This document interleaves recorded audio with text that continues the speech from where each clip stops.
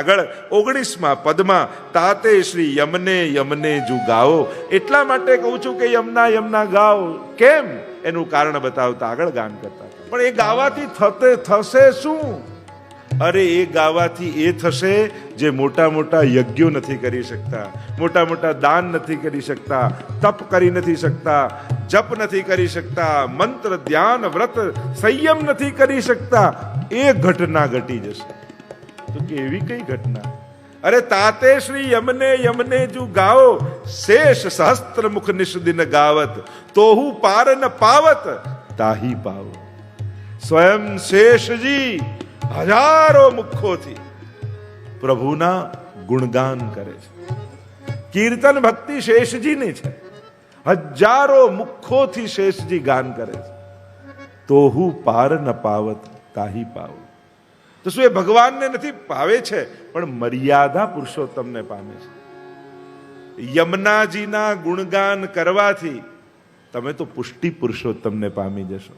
શેષ સહસ્ત્ર મુખ નિષદિન ગાવત, પાર ન પાવત તાહી પાવો. શેષજી હજારો મુખોથી ગાન કરવા છતાં એનો પાર નથી પામી શકતા એવા પુષ્ટિ પુરુષોત્તમ મોટા મોટા દેવતાઓને પણ જે દુર્લભ છે, વૈકુંઠ આદિ અંદર ગોલોક ધામમાં અખંડ રાસમાં બિરાજે છે, એ પુષ્ટિ પુરુષોત્તમની સહજ પ્રાપ્તિ કેવલ યમના યમના ગાવા માત્રથી થઈ જાય છે. વિચાર કરો, આનાથી યમુનાજીના નામથી સરળતમ સાધન ભગવત પ્રાપ્તિનું બીજું કોઈ નથી. સુગમતા, સહજતા, સરળતમ સાધન કેવલ નામ. એવા શ્રી યમુનાજી કે જે સહજ નામથી પામી શકાય, દુર્લભ ને સુલભ કરી નાખે, એ જ કૃપા છે.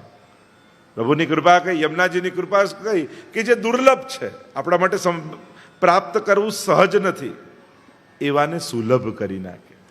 એટલે કે જે સુખ જેની કલ્પના પણ આપણે સ્વપ્નમાં પણ ન કરી શકીએ. તમે એવી કલ્પના કરી શકો, જગતના નાથને તમે જગાડો? કલ્પના થાય, પણ રોજ જગાડીએ છીએ કે નહીં?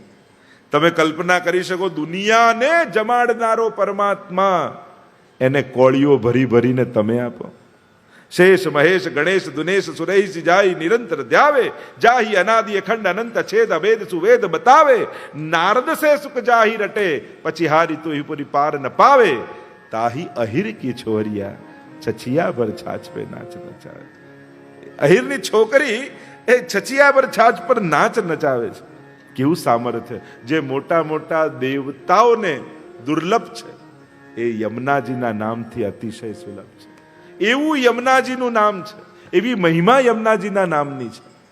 એવું મહાત્મ્ય ગાન કરતા કહ્યું, સકલ સુખ દેનહાર તાતે કરો ઉચ્ચાર, અરે કરત હો વારંવાર જીન ભૂલાવો. અરે સકલ સુખ દેનહાર, સકલ સુખને આપનારા યમુનાજી છે. અને ભક્તનું સુખ ભગવાનની બાદબાકી કરીને કોઈ વસ્તુમાં ન હોય. એ વસ્તુઓ પણ એના માટે સુખકારક એટલા માટે છે કે આ વસ્તુથી ઠાકોરજી રાજી થશે. અને એટલા માટે પ્રભુની સગવડતા, પ્રભુની પ્રસન્નતા જે વસ્તુથી સિદ્ધ થતી હોય, એ વસ્તુ વૈષ્ણવ માટે સુખકારક છે. અને એટલા માટે સકલ સુખ દેનહાર તાતે કરો ઉચ્ચાર, સકલ સુખ આપનારા સકલ એટલે ઉચ્ચાર કરો, કહતો હું બારંબાર જીને ભૂલાવો. અને એટલે માટે વારે ઘડીએ કહું છું કે યમુનાજીને ભૂલતા નહીં ક્યારે. જે આવી કૃપા કરનારા છે એનું વિસ્મરણ ન થવું જોઈએ. નંદદાસ કી આસ શ્રી યમને પૂરણ કરી, તાતે ઘરી ઘરી ચિત્ત લાવો.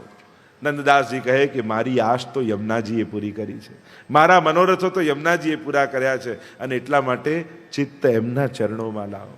મન ક્યાંક રાખવા જેવું હોય. જો દરેક વસ્તુ સાચવવાની એક જગ્યા હોય. મોંઘો હીરો હોય તો આપણે તિજોરીમાં રાખીએ, મોંઘી ઘડિયાળ હોય તો કબાટના ખાનામાં રાખીએ, મોંઘા કપડાં હોય તો આપણે સારા કબાટના ખાનામાં મૂકીએ, સારી રીતે લટકાવીએ. ને ક્યાંક કોઈ મોંઘી કોઈ વસ્તુ કે ગિફ્ટ હોય કે મૂર્તિ હોય તો ડ્રોઈંગ રૂમમાં રાખીએ. દરેક કિંમત અનુસાર એને રાખવાની જગ્યા જુદી હોય છે કે નહીં? સેકન્ડ હેન્ડ ગાડી લીધી હોય તો ઘરની બહાર રાખો, પણ નવી પેટી પેક મોંઘી મર્સિડીઝ લીધી હોય એમ કહો ચલો આ જૂની બહાર કાઢો, નવી અંદર લો. એમ તો આને અંદર રાખી કે બંને તારી જ તો છે, પણ આના કરતા એની વેલ્યુ વધારે છે. એમ જ દરેકની વેલ્યુ તમે માપતા જાઓ તો ભગવાનને રાખવાની કોઈ જગ્યા હોય ને તો આપણું દિલ જ છે. કારણ કે એને નજીક નજીક નજીક સાચવી સાચવી સાચવી સાચવી સાચવી જેટલી કિંમત વધારે એટલી એની સાચવણી વધારે. કારણ કે એમ થાય કે ના ના કોઈના ભરોસે ના રખાય, આના ભરોસે ના મુકાય, આના હાથમાં ના અપાય, આ તો બહુ કિંમતી છે, ગમે તેવી વસ્તુ ગમે તેના હાથમાં ના આપીએ. એમ જ જ્યારે બધાનું વેલ્યુ કાઢીએ ત્યારે સૌથી કિંમતી આપણને આપણા ઠાકોરજી લાગે, પ્રભુનું નામ લાગે, આપણું કરેલું ભજન લાગે. અને ત્યારે એમ લાગે આને સાચવવામાં તો દિલથી બીજી કોઈ જગ્યાએ એટલે કે બીજા કોઈના ભરોસે મુકાય એમ નથી. કારણ કે આને તો હું જ સાચવીશ. કોઈ બહુ જ કિંમતી વસ્તુ ના મારા ખિસ્સામાં રાખું છું, હમણાં કોઈને આપવા જેવું નથી, કારણ કે એની કિંમત વધારે છે. એમ જ આપણે જ વિચાર કરીએ કે આ યમુનાજીનું નામ કેવું કિંમતી છે કે જેના નામ બોલવા માત્રથી જગતનો નાથ દોડતું આવે. આવું સામર્થ્ય જેમાં હોય તો એ ગમે ત્યાં ન રખાય. એ ન માળામાં રખાય, ન પુસ્તકમાં રખાય, ન ક્યાં કોઈ ચોપડીમાં રખાય. એ તો જીવવા ઉપર જ રહેવું જોઈએ, એ તો હૃદયમાં જ રહેવું જોઈએ, આપણી પાસે જ રહેવું જોઈએ. કારણ કહેવું છે ને કે પેલું હાથમાં આવેલું કામનું, યાદમાં આવેલી વિદ્યા કામની, હાથમાં આવેલું ધન કામનું, એમ જીભ પર આવેલું ભગવદ નામ કામનું. બાકી ચોપડીઓ, મારા ઘરે બધા જ પુસ્તકો છે પણ કરવાના શું? એ કરવાના શું? રાખો, વાંચો ખરો, પણ છેલ્લે એ પુસ્તક હસ્તકમાં લેવાનું અને હસ્તકમાંથી મસ્તકમાં જાય ને તો જ કામનું. પણ જો મસ્તકમાં જ નથી તો એ પુસ્તકને હસ્તક રાખીને કરવાનું શું? અને એટલા માટે શ્રી યમુનાજીનું નામ એવું દુર્લભ છે. એને ગમે ત્યાં ન રાખો, એને તો જીવવા ઉપર સતત ચકાસતા રહો કે મારા હૃદયમાંથી ગયું તો નથી ને યમુનાજીનું નામ. અને ચકાસવાનો રસ્તો શું, ઉપાય શું, કઈ રીતે ચકાસાય? યમુનાજી, યમુનાજી આ છે દિલમાં છે, યમુનાજી, યમુનાજી આ છે દિલમાં છે. દિલમાં હશે ને તો જ જુબાન પર આવશે. એટલે જો તમારી જીવવા પર આવી રહ્યું છે તો માનજો હૃદયમાં છે. એટલે જેમ કિંમતી વસ્તુને વારે ઘડીએ ચેક કરતા રહી, બરાબર ઠેકાણે તો છે ને, ઠેકાણે તો છે ને, એમ સૌથી કિંમતી યમુનાજીનું નામ છે. એને બોલી બોલીને ચકાસતા રહેજો કે દિલમાં છે કે નહીં. કારણ કે એ ગયું તો બધું જતું રહેશે. યમુનાજીનું નામ ગયું, એને જો ભૂલી ગયા તો યમુનાજીની સાથે ભાવ, ભક્તિ, શ્રદ્ધા, વિશ્વાસ બધું જ તણાઈ જશે. આપણે તેને પકડી રાખવાનું છે. અને એટલા માટે શ્રી યમુનાજીના મહાત્મ્યને વર્ણન કરતા શ્રી નંદા તાતે ઘરી ઘરી ચિત્ત લાવો. અને એટલા માટે વારે ઘડીએ એને ચિત્તમાં લાવો એમ કહીને આગળ ગાન કરતા કહ્યું, ભાગ્ય સૌભાગ્ય શ્રી યમને જોજે. ભાગ્ય ને સૌભાગ્યના દાત્રી શ્રી યમુનાજી છે. જો ભાગ્ય ને સૌભાગ્ય, લૌકિક મળે ભાગ્ય, અલૌકિક મળે સૌભાગ્ય. શ્રીજી મળે ભાગ્ય, વલ્લભ મળે સૌભાગ્ય. જ્યારે મુક્તિ મળે ભાગ્ય, ભક્તિ મળે સૌભાગ્ય. માનવ દેહ મળે ભાગ્ય, વૈષ્ણવ કુળમાં મળે સૌભાગ્ય. ભાગ્ય ને સૌભાગ્યની ઘણી ચર્ચા કરી શકાય. આ બંનેની આકાંક્ષા જીવને છે, ભાગ્યની પણ છે ને સૌભાગ્યની. કારણ કે ભાગ્ય કદાચ કર્મોથી નિર્મિત થાય પણ પ્રભુની કૃપાથી મળે સૌભાગ્ય છે.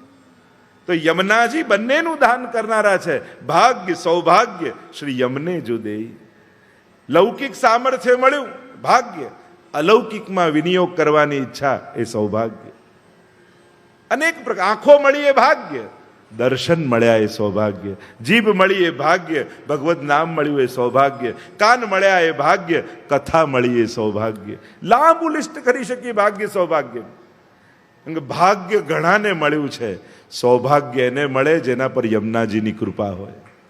કારણ કે સૌભાગ્યના દાત્રી એટલે કે ભાગ્યને સૌભાગ્ય બનાવનારા શ્રી યમુનાજી છે. કારણ કે પિયરનું સુખ એ ભાગ્ય કહેવાય, પતિનું સુખ એ સૌભાગ્ય કહેવાય. અને એટલા માટે શ્રી મહાપ્રભુજી કૃપા કરી અને પ્રભુના સુખનું દાન કરે છે. એ સૌભાગ્યની પ્રાપ્તિ શ્રી યમુનાજી કરાવે છે. એ અનેક પ્રકારથી લાંબી ચર્ચા આપણે કરી શકીએ, પણ સમયને ધ્યાનમાં રાખી આપણે અગ્રસર થઈએ છીએ. ભાગ્ય સૌભાગ્ય શ્રી યમને જો.